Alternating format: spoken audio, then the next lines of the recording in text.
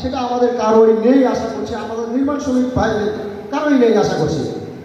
এখন ঘটনা হলো, আমাদের যে সঞ্চালনকারী হজরত আলী ভাই বলেই ফেলছে মুখে যে সহসভাপতি মোহাম্মদ জাহাঙ্গীর আমার কিছু বলবে। আসলে আমার তো বলার কিছুই নেই। এখানে আমাদের দিনাজপুর জেলা বিএনপির সিনিয়র নেতৃবৃন্দরা বলছে, আমার নির্মাণ সমিতির অনেক সাধারণ সম্পাদক বলছে, আমাদের অনুষ্ঠানের শেষ পর্যায়ে আমাদের আজকে যে সভাপতি এবং নির্মাণ সমিতির অনেক সভাপতি নুরুল ইসলাম ভাই কিছু বলবে। আমি আসলে এইভাবে কিছু বলবো এই ধরনের আমার কাছে বলার মতো আর কিছু নাই। একটাই কথা বলবো যে আসলে যখন আমরা ইলেকশনের জন্য আপনাদের সবারই কাছে কাছে গেছি ভোটের জন্য, তো আপনারা অনেকেই আমাদের চেহারাও দেখেননি, তারপরেও আমাদের মাঠখানা দেখে ভোট দিয়েছেন, নাম শুনে ভোট দিয়েছেন। এই ভোট দিয়েছেন নির্দিষ্ট একটা আশা ভরসা করে ভোট দিয়েছেন যে অতীতে আমাদের এই সংগঠনটি যেইভাবে পরিচালনা হয়েছে এবং পরিচালনা করছে অতীতের নেতৃবৃন্দ, আপনারা সেটা থেকে ভিন্ন কিছু আশা করছেন। এই ভিন্ন কিছু আশার ভিতরেই আমাদের আজকে কিন্তু এই মত বিনিময় সভা তারই একটা অংশ। এবং আজকে যে আমাদের নির্মাণ সমিতির লোগো দিয়ে একটি করে টি শার্ট দিয়েছি, এটাই তার একটা অংশ।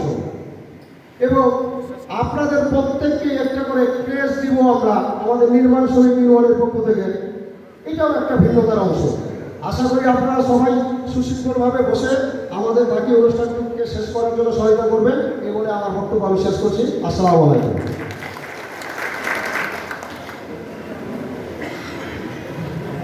সকল অতিথিবৃন্দকে বিশেষভাবে অনুরোধ করব, বাইরে কেউ থেকে থাকলে ভিতরে এসে আসন গ্রহণ করার জন্য।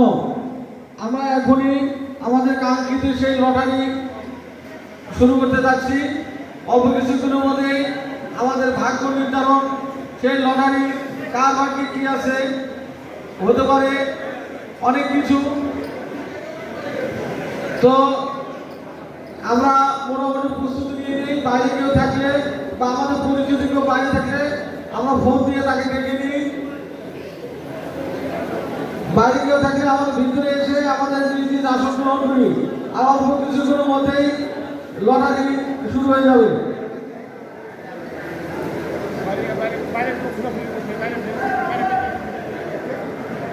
আমরা আমাদের কাছে পরিচিত জনকে ফোন দিই, কলেজের বাইরে কেউ থাকলে ভিতরে চলে আসুন। আমরা বাইরে কেউ থাকলে ভিতরে চলে আসি।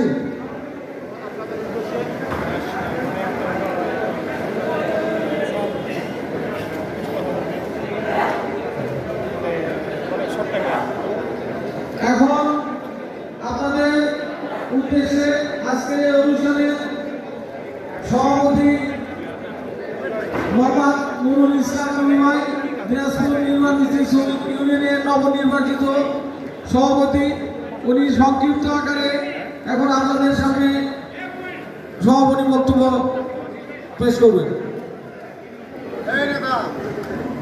আপনারা নিজ নিজ জায়গায় আপনারা বসে পড়েন। আমাদের সভাপতি আপনাদের উদ্দেশ্যে কিছু কথা বলবেন। আর আমরা একটা করে আমাদের মিস্ত্রি সমিতির পক্ষ থেকে আপনাদের দিব। প্রত্যেকেই আপনারা একটি করে নেবেন, একটির বেশি কেউ নেবেন না।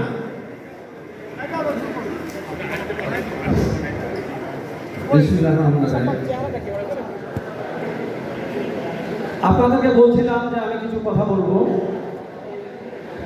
আপনাদের একটা অনুমতি না নিয়েই এই সংগঠনের একটা জিনিস কিন্তু আমি চালু করছিলাম।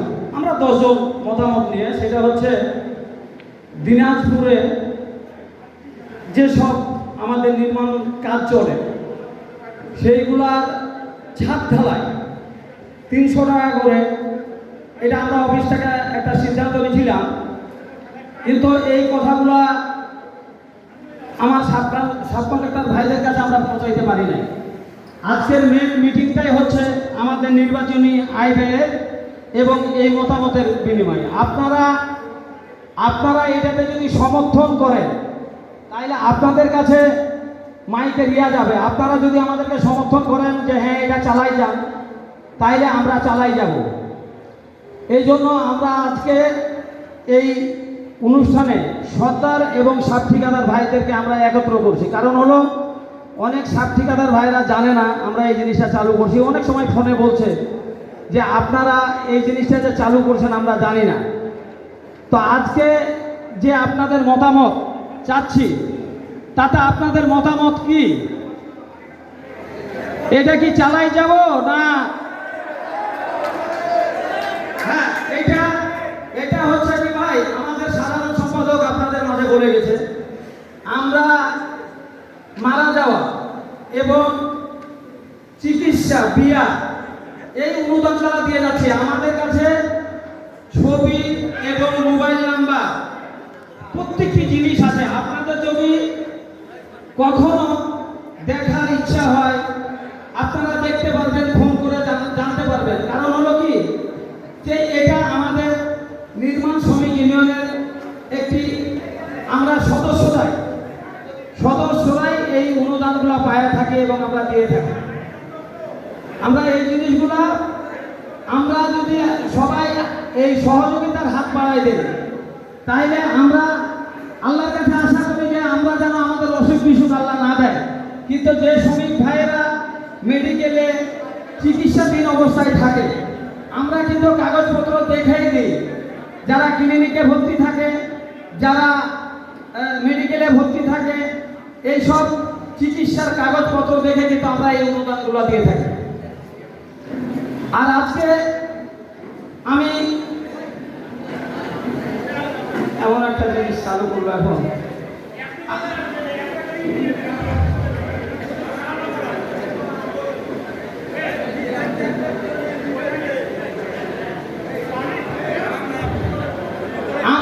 আমরা কি রেট নিয়ে কোনো আলোচনা করতে পারি?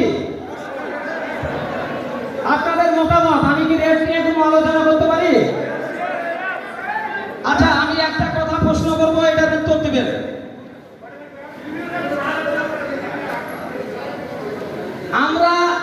আমরা সব ঠিকাদারেরা অনেক মালিকদের সঙ্গে সম্পর্ক, আমরা একটা ডিজাইন করি, ভালো করে শুনবেন।